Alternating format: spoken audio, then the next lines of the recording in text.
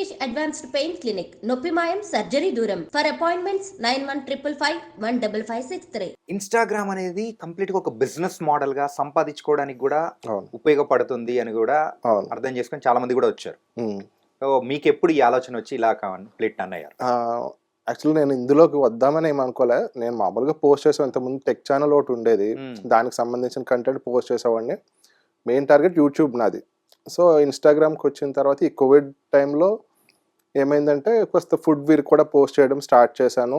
And కాస్త దానికి బాగా రీచ్ రావడం స్టార్ట్ అయింది. అంటే కోవిడ్ టైంలో ఫుడ్ అంటే మీరు వండి పెట్టేవాళ్ళు? వండి పెట్టేది కాదు, రెస్టారెంట్. సో బయటికి వెళ్ళి తినేది, ఆర్డర్ ఇచ్చుకుని తినేది, ఇలాంటివన్నీ పోస్ట్ చేయడంతో కొంచెం రీచ్ వచ్చి ఇంకా కొంచెం ఫాస్ట్గా గ్రో అయింది. అండ్ టెక్ ఛానల్ అంటే మీకు తెలుసు చాలా డబ్బులు పెట్టాలి దానికి. పెట్టేదే కనిపిస్తుంది కానీ వచ్చేది ఏం కనబడట్లేదు అందులో. సో ఇలా ఇది వస్తుంది కదా, ఇది బాగానే రీచ్ వస్తుంది కదా అని వచ్చాను. తర్వాత కొన్ని బ్రాండ్స్, అప్పుడు చాలా ఇన్ఫ్లుయెన్సర్స్ చాలా తక్కువ మంది కదా, బ్రాండ్స్ చాలా కొన్ని ఇలా మాకు ప్రమోషన్ చేస్తారని వచ్చాయి. సరే అని అలా ర్యాండమ్గా కొన్ని చేసుకుంటూ వెళ్ళిపోయాను. ఇప్పుడు అదే అలా కంటిన్యూ అయిపోతుంది. ఓకే. ఇంతకు ఇప్పుడు సంపాదన ఎలా ఉంది? సంపాదన పర్వాలేదండి, బాగానే వస్తుంది.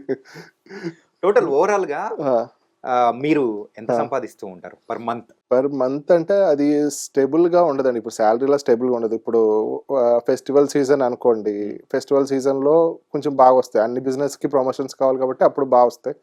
అండ్ కొంచెం అంత సీజన్ కాదు. ఇప్పుడు సంక్రాంతి వచ్చింది అనుకోండి, కొన్ని బిజినెసెస్ అంత నడవు, ఎందుకంటే చాలా మంది జనం ఊర్లో వెళ్ళిపోతారు కాబట్టి ఇప్పుడు కొంచెం డౌన్ టైం ఉండొచ్చు కొన్ని బిజినెసెస్కి. సో మళ్ళీ ఏదైనా పండుగలు వస్తున్నా, ఏదైనా ఈవెంట్స్ అవుతున్నా, న్యూ ఇయర్స్, ఇలా ఏది జరిగినా ఆ పండుగలతో పాటు మేము పండుగ చేసుకుంటాం. యాక్చువల్ పండుగ ఆ డబ్బులతోటి పండుగ అయిపోయాక చేసుకుంటాం. సో ఇప్పటి వరకు మీరు అప్రాక్సిమేట్గా మంత్లీ ఎక్కువ డ్రా చేసింది ఎంత? మంత్లీ ఎక్కువ డ్రా చేసిందంటే అరౌండ్ 3 lakhs ప్లస్ ఉంటుంది. 3 lakhs ప్లస్. యావరేజ్గా ఎట్లా లేదనుకున్నా కానీ స్టేబుల్ అంటే యావరేజ్గా వేసుకున్నా కానీ ఒక 2 lakhs అయితే పర్ మంత్ ఉండొచ్చు అండి. ఒక్కొక్కసారి ఇది ఏంటంటే ఒకటి బిజినెసెస్ బట్టి ఉంటాయి. బిజినెసెస్ ఎంత యాక్టివ్గా ప్రమోషన్స్ చూస్తున్నాయి దాన్ని బట్టి ఉంటుంది. అండ్ మాకు ఎప్పుడైనా ఏదైనా హెల్త్ ఇష్యూ వచ్చింది అనుకోండి, ఎన్ని డేస్ సిక్ ఉంటామో అన్ని డేస్ మాకు ఇన్కమ్ ఉండదు కదా. అంతే భయ్యా, ఐటీలో కూడా అంతే, లాస్ ఆఫ్ పే వచ్చినట్టు ఇక్కడ కూడా లాస్ ఆఫ్ పే అనేది ఉంటుంది. అంతే సేమ్. అంటే మీకు అక్కడ ఏమైనా కాస్త లీవ్ పెట్టుకుని మీకు ఇది ఎంతో కొంత వస్తుంది, ఇయర్లీ ఇన్ని లీవ్స్ అని ఉంటాయి. మాకు అది కూడా ఉండదు, మేము బయటికి వెళ్తేనే డబ్బులు వస్తాయి. అది అంటే ఇది మీరు ఇష్టపడి చేస్తున్నారా, లేకపోతే అరే డబ్బులు వస్తున్నాయి కదా అని చెప్పేసి అట్లా చేసుకుంటూ వెళ్ళిపోతున్నారా? సో బేసిక్గా నాకు కొంచెం క్రియేటివ్ గా ఉండడం ఇష్టం. So that's the reason I choose an design related. ఐటీలో కూడా నేను డిజైన్ రిలేటెడే తీసుకున్నా. సో ఎటు వచ్చి కాకపోతే ఐటీలో రాను అది ఏమైంది, రొటీన్ అయిపోయింది. ఆ డిజైన్ రిలేటెడ్ క్రియేటివ్ థింకింగ్ కూడా రొటీన్ అయిపోయింది.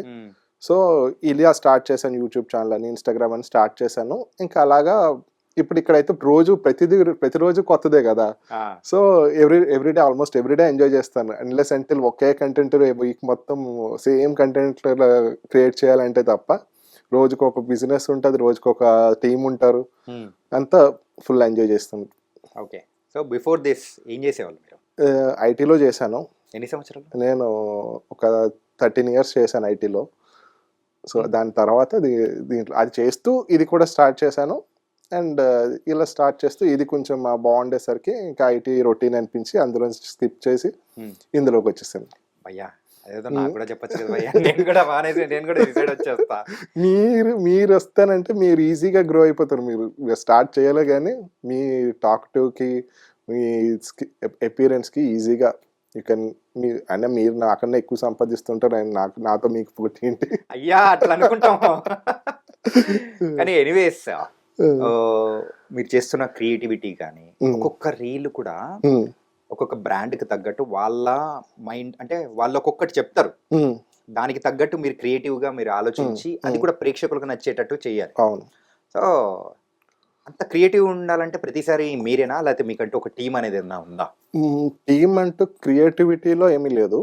సో వెళ్ళినప్పుడు వాళ్ళు ఇది ప్రీవియస్ రీల్స్ చూస్తాం, జనరల్గా ప్రీవియస్ రీల్స్ చూసి వాళ్ళు ఎలా చేశారనేది చూస్తాం. అండ్ అక్కడికి వెళ్ళిన తర్వాత ఓనర్స్ తోటి డిస్కస్ చేస్తాం, మీరు ఏది ప్రమోట్ చేద్దాం అనుకుంటున్నారు, మీకు ఏమి ఎలా కావాలి రీల్లో హైలైట్ అవ్వాల్సింది ఏంటి ఇవన్నీ డీటెయిల్స్ కనుక్కొని అప్పుడు షూట్ స్టార్ట్ చేస్తాం. సో ఆ షూట్లోని మాకు నచ్చింది, ఇప్పుడు ఏదైనా రెస్టారెంట్కి వెళ్ళాం అనుకోండి, మాకు ఏదైనా ఫుడ్ ఇప్పుడు ఓనర్ చెప్పకపోయినా మాకు ఏదైనా ఫుడ్ నచ్చితే డెఫినెట్గా అది హైలైట్ చేస్తాం. ఎందుకంటే అది తినడానికి వెళ్తారు రెస్టారెంట్కి. సో వెళ్ళినప్పుడు మా పేరు పాడైపోకూడదు కదా.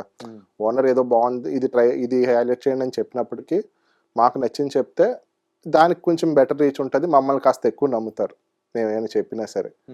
సో అలా ఉంటుంది. అండ్ టీంకి వచ్చేసరికి షూటింగ్లో కానీ దీంట్లో కానీ అక్కడ షూట్కి వెళ్ళినప్పుడు ఏ టీం ఉండదు నాకు, మ్యాక్సిమం సోలో చేస్తాను. ఎప్పుడన్నా కావాలంటే అక్కడ స్టాఫ్ కానీ కో బ్లాగర్స్ కానీ ఏదైనా నా షార్ట్స్ ఒక 2-3 తీయించుకుంటా. ఎడిటింగ్కి వచ్చేసరికి ఒక 3 ఫ్రీలాన్సర్ ఎడిటర్స్ని పెట్టుకున్నాను. సో ఇంటికి వచ్చిన తర్వాత నేను గూగుల్ డ్రైవ్లో పెట్టేసి వాళ్ళకి ఇచ్చేస్తాను. వాయిస్ ఓవర్ అంతా నేను మళ్ళీ స్క్రిప్ట్ రాసుకుని మళ్ళీ వాళ్ళకి ఇచ్చేస్తాను, వాళ్ళు ఎడిటింగ్ చేసి ఇచ్చేస్తారు. ఓకే, ఒక చిన్న సైజ్ టీం అయితే కానీ నాకు మీ యొక్క వీడియోస్ అవన్నీ చూస్తూ ఉంటే ఇన్స్టాగ్రామ్ లో కొన్ని కార్ దిగి వచ్చే షార్ట్స్ వేసుకున్న తర్వాత తీసే షార్ట్స్ అది కూడా కొన్ని పర్ఫెక్ట్ ఉండాలి. అవునవును. నార్మల్ గా మనకు ఎవరన్నా అక్కడ వర్క్ చేసే వాళ్ళ భయ్య తీయండి భయ్య అని చెప్పేదంటే వచ్చేది నీట్గా, కానీ అక్కడ మీరైతే ఎవరు టీం ఉండరు అని అంటున్నారు, కాకపోతే ఎవరో ఒకరు మీ తోడు ఉంటారుగా. ఒక వేరే బ్లాగర్ ఎవరైనా ఉంటే ఉంటాను. ఒకవేళ ఏదైనా అక్కడ స్టాఫ్ హెల్ప్ తీసుకోవాలన్నా నేను ముందు వాళ్ళ స్టాఫ్ ఒక అతన్ని నించోబెట్టి ఇంకో ఎవరైతే కెమెరా నాకు హ్యాండిల్ చేయాలనుకుంటున్నానో వాళ్ళకి చేతిలో కెమెరా పెట్టి వాళ్ళ చేతులు పట్టుకుని ఇదిగో నేను అలా వస్తాను, నువ్వు నీ చేతులు ఇలా మూవ్ చేయి అని చెప్పేసి వాళ్ళకి ఫస్ట్ షార్ట్ ట్రైనింగ్ ఇచ్చేసి అప్పుడు నేను వెళ్ళి ఆ అబ్బాయి ప్లేస్లో నించుంటాను. ఓకే. అది. అండ్ ఇంకొకటి కొంచెం కంప్లీట్ ప్రొఫెషనల్గా కావాల్సి వస్తుంది కొంతమందికి, వాళ్ళకైతే నేను కెమెరామెన్ హైర్ చేసుకుని వాళ్ళని పెట్టుకుంటాను. ప్రెసెంట్ చూస్తున్నాం. సో 2000 మంది ఫాలో అవుతున్న వాళ్ళు ఇన్ఫ్లుయెన్సర్లే, కొన్ని వేరే కంటెంట్లు చేస్తున్న వాళ్ళు ఇన్ఫ్లుయెన్సర్లే, అవును, ఇట్లా ప్రమోట్ చేస్తున్న వాళ్ళు ఇన్ఫ్లుయెన్సర్లే. అసలు ఇన్ఫ్లుయెన్సర్ అంటే ఏంటి? బేసిక్గా ఇన్ఫ్లుయెన్సర్ అంటే ఒక గూగుల్ డిక్షనరీ ప్రకారం ఏదన్నా ప్రోడక్ట్ని కానీ ఏదైనా ఒక ప్లేస్ని కానీ ఒక ఆడియన్స్కి ఇది కొనుక్కో ఇది వాడు అని ఇన్ఫ్లుయెన్స్ చేసే వాళ్ళని ఇన్ఫ్లుయెన్సర్ అంటారు. సో అది బేసిక్ ఇది. రాను ఇంక ఇన్స్టాగ్రామ్కి వచ్చేసరికి ఎవరికి తగ్గట్టు వాళ్ళు మార్చుకుంటా వెళ్ళిపోతున్నారు. అదే నాకు అర్థం కావట్లేదు. అసలు ఏదో రీల్స్ చేసి పెట్టేసి ఎవరు భయ నువ్వు అంటే ఇన్ఫ్లుయెన్సర్ అని చూడలేదు, ఏం చేసావు నువ్వు అంటే వాళ్ళ ప్రొఫైల్ చూస్తే ఒక్కటి ఉండదు. ఓకే, వాళ్ళు కూడా ఇన్ఫ్లుయెన్సర్ అంటే ఓకే. ఇన్ఫ్లుయెన్సర్కి ఏమి సర్టిఫికేషన్ అవి ఏం అవసరం లేదు కాబట్టి ఎవరైనా ఇన్ఫ్లుయెన్సర్ అవ్వచ్చు. ఓకే. అండ్ ఎన్ని రోజులు ఉంటారు, ఎంత డెడికేటెడ్ గా చేస్తారు అనేది అక్కడ మ్యాటర్ అవుతుంది. అండ్ అయినవోలు ఆనంద్ మార్కెట్ లో అయితే మంచి పేరు అనేది కూడా తెచ్చుకున్నారు. ఎందుకంటే 3.5 years నుంచి ఒక నాన్ స్టాప్ గా ఇదే ప్రొఫెషన్ అనేది చూస్ చేసుకుంటూ ముందుకెళ్తున్నారంటే it's not an small thing. చాలా మందిని చూస్తాం ఇందాక మనం మాట్లాడుకున్నట్టు ఇన్ఫ్లుయెన్సర్ అని చెప్పుకొని వచ్చి కొన్ని చేసేసి మళ్ళీ ఎక్కడో డ్రాప్ అయిపోవడం. సో వాట్స్ ద డిఫరెన్స్ ఏంటంటే జనరల్ గా 2 types ఉంటారండి. ఇన్ఫ్లుయెన్సర్ అనేది ఒక ప్యాషన్ తో స్టార్ట్ చేసిన వాళ్ళు ఒక టైప్ ఉంటారు, వాళ్ళు కొంచెం మార్కెట్లో ఎక్కువ రోజులు ఉంటారు. అండ్ కొంతమంది ప్యాషన్స్తో స్టార్ట్ చేసినప్పటికీ ఒక స్టేజ్కి వెళ్ళేటప్పటికి నాకు ప్రమోషన్స్ ఏం రావట్లేదు, లేదా ప్రతిదానికి మనీ పెట్టి కొన్ని వీడియో చేయాల్సి వస్తుంది అని డ్రాప్ అయిపోతారు. అండ్ కొంతమంది పలానా ఇన్ఫ్లుయెన్సర్ ఆ నెలకి 1 లక్ష సంపాదిస్తున్నాడు, 2 లక్షలు సంపాదిస్తున్నాడు, మనము స్టార్ట్ చేసేద్దాం మనము సంపాదించేద్దాం అని వచ్చిన వాళ్ళు ఉంటారు. సో అలా ఫాస్ట్గా వచ్చిన వాళ్ళు ఫాస్ట్గానే వెళ్ళిపోతారు. మెయిన్ ఇక్కడ ఉండాల్సింది పేషెన్స్.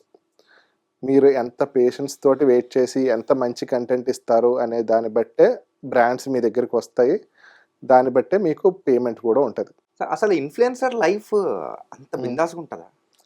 అంత బిందాస్గా అయితే ఉండదు. మీకు చూసే ఆ 60 minutes అంత బిందాస్గా అయితే ఉండదు. 60 seconds అంత బిందాస్గా అయితే ఉండదు.